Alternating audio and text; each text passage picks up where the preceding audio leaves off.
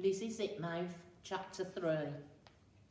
I got into big trouble with Mum when she found me. She was very, very cross because she thought I'd run away.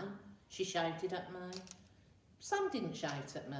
I was surprised, but maybe he wanted me to run away. You made your mum cry, said Rory.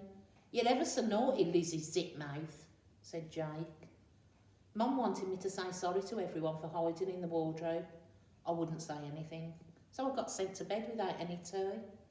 I decided I didn't care one bit, but then Sam knocked on the door and whispered my name. He came into my room. I hid under the duvet.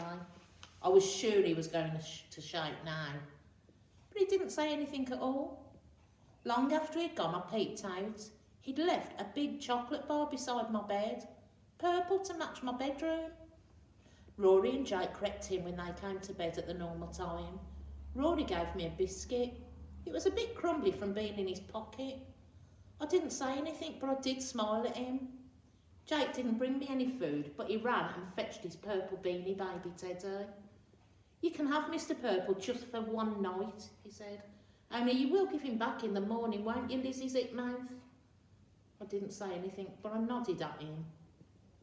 I didn't touch the chocolate, but I nibbled an edge of the biscuit and cuddled Mr. Purple. Then I snuggled down to go to sleep. Then guess what? Mum came in with a tray of tea for me. I didn't have to say sorry. In fact, Mum said sorry to me. She gave me a big, big cuddle and she cried. She promised she'd never ever get cross again. But as I said, I don't always believe Mum's promises. The next day was Sunday.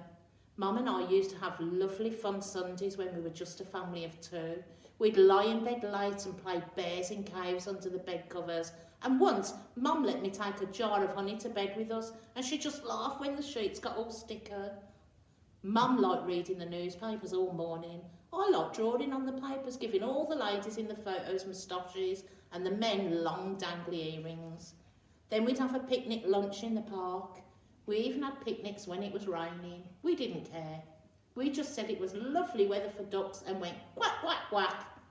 Then we watched videos in the evening. Mum liked old black and white movies and I liked new brightly coloured cartoons. We had lovely Sundays. I didn't think I was going to like the new Sundays one bit. Mum and Sam had a lie-in. Rory and Jake had pillow fights and I played on their computer. I sat in the wardrobe.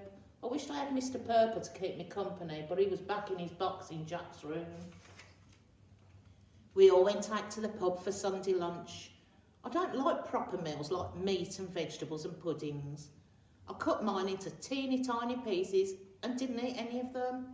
Jake started messing about with his meal too. Sam told him off. It's not fair. Lizzie Zipmouth isn't eating hers properly. I've told you and told you not to call Lizzie silly names, said Sam. Eat up at once, Jake. And you can eat up too, Lizzie, said Mum. I zipped my lips shut tight. She's a silly baby, said Jake, dropping his forkful of potato onto his plate so that gravy splashed all over Mum. You're both silly babies, said Mum. Oh dear, look at my white shirt and I wanted to look extra smart to meet your grandma, Sam. We were going to have tea with this old lady. If she was Sam's grandma, she was Rory and Jake's great-gran. So does that mean she's Lizzie's sort of step-great-gran? Said Rory. I've never had my own great-gran. I've got a granny at the seaside and a gran and grandpa in Scotland, but I don't see any of them very often. I didn't want to see this sort of step-great-gran either. My mum and dad live in Australia, said Sam, so great-granny's very special for me. He said it as if special meant scary.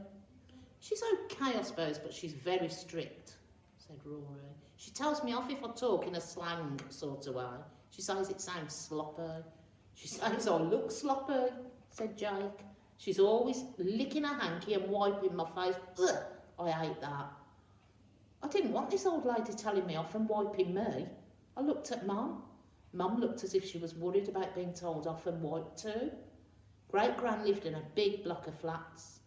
I hoped she might live right up at the top, but she lived on the ground floor. Sam said it was to save her legs. I wondered if they was wearing out.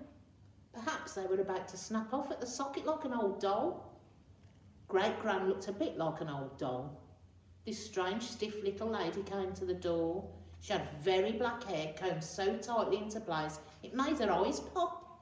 She creaked when she bent to hug Rory and Jake. She didn't hug me.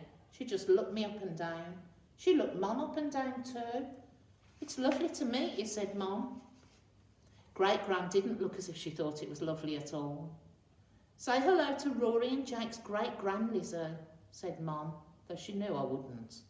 And I didn't. I stared at the doormat. It said, "Welcome." The doormat was telling fibs. Great-Gran tutted. "Well, you'd better come in," she said. Mum held my hand tight and we stepped inside. "Dear, dear, wipe your feet. Watch my beige carpet." Great-Gran fussed. But I wasn't watching a carpet. I was staring all round the walls in a daze. Hundreds of shining eyes were staring back at me.